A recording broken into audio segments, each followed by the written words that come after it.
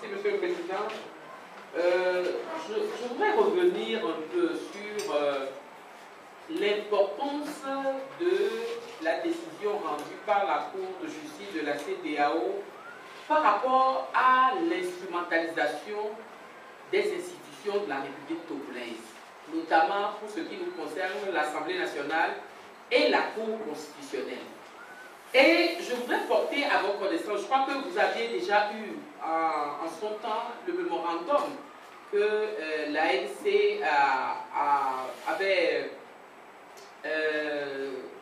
mis au point en y compilant les lettres qui concernent justement le problème lié à l'exclusion des 9 députés. Et vous rappelez un certain nombre de faits qui doivent attirer l'attention de tous les Togolais sur la ferveur au combat pour que les institutions de la République togolaise ne soient pas là pour rendre des services aux gens, mais pour accomplir les fonctions que, pour la plupart, la Constitution de la République togolaise leur donne.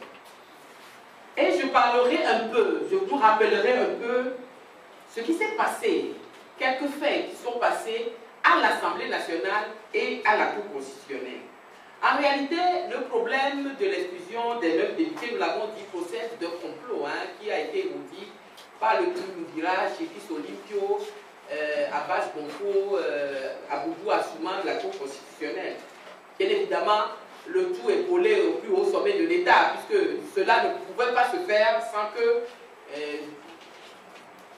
que le chef de l'État ne soit informé de ce qui se passe. Et le 28 septembre 2010, je prends au hasard quelques lettres qui ont été échangées dans ce dossier. Le président de l'Assemblée nationale, M. Abbas Bonfo, écrit au ministre de l'économie et des finances.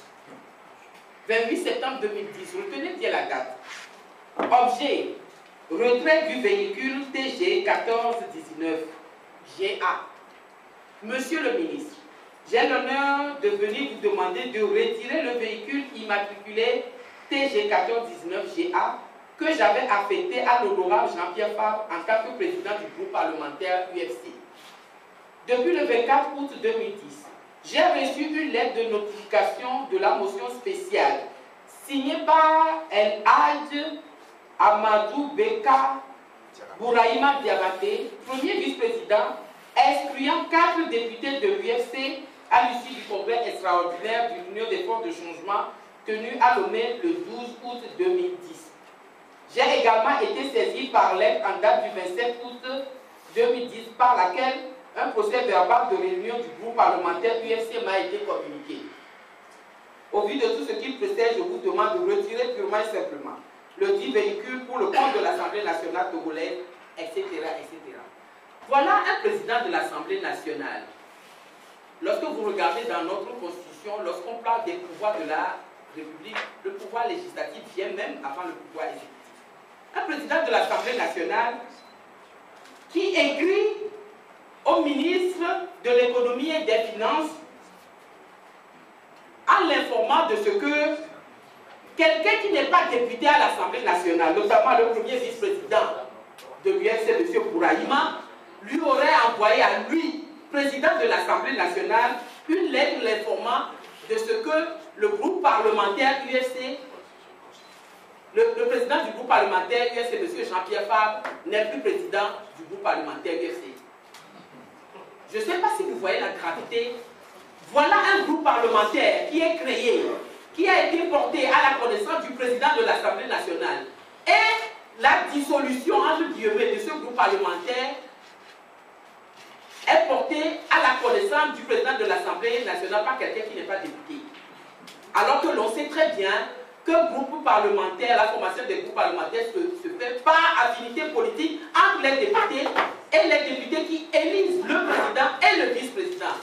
Et c'est quelqu'un qui n'est pas député qui porte à la connaissance du président de l'Assemblée nationale que M. Jean-Pierre Fabre n'est plus président du groupe parlementaire.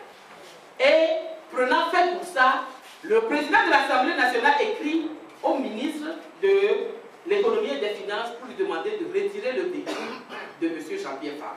Ça, c'est la première chose. Et ce n'est pas le plus grave.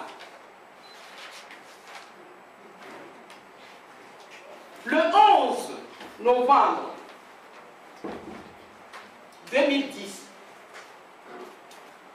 le même président de l'Assemblée nationale écrit au président de la Cour constitutionnelle: Monsieur le Président, je voudrais porter à votre connaissance que par lettre en date du 10 novembre 2010, écoutez bien, l'honorable Kokou Ahaou, président du groupe parlementaire UFC, m'a transmis les lettres individuelles de démission de mandat parlementaire de certains députés de l'UFC pour des raisons de convenance politique.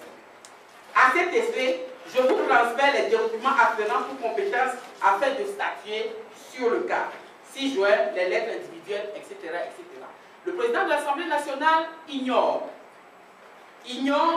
que une démission est un acte personnel et écrit au président de l'Assemblée nationale en lui disant que c'est l'honorable Kokou Ahaou qui est le président du groupe parlementaire, le nouveau président du groupe parlementaire. Et cette lettre-là, je rappelle que cette lettre-là intervient alors que nous l'avions déjà informé, que nous avions démissionné et de l'UFC et du groupe parlementaire UFC et que nous avons formé le groupe parlementaire ANC. Et tout cela ne lui dit rien. Le 11 novembre, il envoie une lettre pour dire qu'il a reçu des lettres de démission de quelqu'un, du président d'un groupe parlementaire auquel nous ne faisons plus partie, et qui lui a remis des lettres, un paquet de lettres de démission des députés. Le président de l'Assemblée nationale envoie cette lettre au président de la Cour constitutionnelle. Et le président de la Cour constitutionnelle, le 17 novembre, lui répond: objet, respect des règles de forme. Je voudrais porter à votre... Et le président de la Cour constitutionnelle donc écrit au président de l'Assemblée nationale: lettre, objet, respect des règles de forme. Je voudrais porter à votre connaissance que votre correspondance numéro 30 en date du 11 novembre 2010 relative à la transmission du dossier de démission de 10 députés de l'Union des forces de changement adressés à la Cour comporte quelques irrégularités de forme. D'abord, à l'instruction du dossier, il est apparu que la lettre de démission de M. Lawson Avril Lateli est sans objet en ce que ce dernier ne siège pas à l'Assemblée nationale. Ça, c'est le président de la Cour constitutionnelle qui informe le président de l'Assemblée nationale que quelqu'un n'est pas député. Dans l'institution qu'il préside, c'est par cette lettre qu'on informe M. Abbas Bonfo que M. Lawson Avril n'est pas député à l'Assemblée nationale et ne siège pas. Première chose. Mais cette situation nous a conduit, après avoir découvert que celui-là ne siège pas à l'Assemblée nationale, cette situation a conduit le président de la Cour constitutionnelle à examiner la procédure de démission d'un député prévue à l'article 6 de votre règlement intérieur. La Cour souhaiterait ainsi s'assurer du respect de la dite disposition, surtout que les lettres de démission sont des lettres type saisie et les noms écrits au stylo, l'ensemble ne comportant pas de date. Enfin, nous attirons votre attention que la démission des députés est personnellement adressée au président de l'Assemblée nationale et non au président du groupe parlementaire qui le transmet au président de l'Assemblée nationale, comme cela est indiqué dans votre correspondance suscitée. Afin d'instruire convenablement le dit dessus, je vous prie de bien vouloir corriger ces irrégularités de forme en suivant les procédures établies par les textes. Alors, voilà des gens qui président des institutions de la République togolaise, surtout la Cour constitutionnelle qui, comme l'a dit le président tout à l'heure, est en aval et en amont du processus électoral, qui écrivent des lettres de ce genre. Et les gens sont surpris que l'État togolais s'est traité de voyous. Les gens sont surpris que l'État, parce que la dernière fois, j'avais dit que l'État togolais était l'État voyou. Et les gens ont eu le culot de m'appeler pour me dire, ah oui, mais vous dites que l'État togolais était un État voyou, vous y êtes et tout ça. Je le suis. Et je le suis d'autant plus que des choses comme ça se passent. Des présidents, des institutions de la République qui font des choses comme ça. Alors, la question qu'il faut se poser, c'est que les irrégularités de forme dont parle M. Abdou Assouma ont-elles été corrigées par le président de l'Assemblée nationale avant que ne survienne le 22 novembre la décision qu'elle a rendue en excluant les 9 députés? Voilà, je crois que, ou bien c'est une impression que j'ai, nous ne prenons pas la mesure de la gravité des actes posés par ces gens-là. Et c'est pour cela que le minimum que les Togolais pouvaient demander par rapport à ça, c'est que normalement les Togolais n'ont même pas besoin de demander. Une fois que la décision de la Cour de justice de la CEDEAO a été rendue, ces gens-là doivent prendre leur tablier. C'est ça la réalité. On n'a pas à leur demander, ils doivent rendre.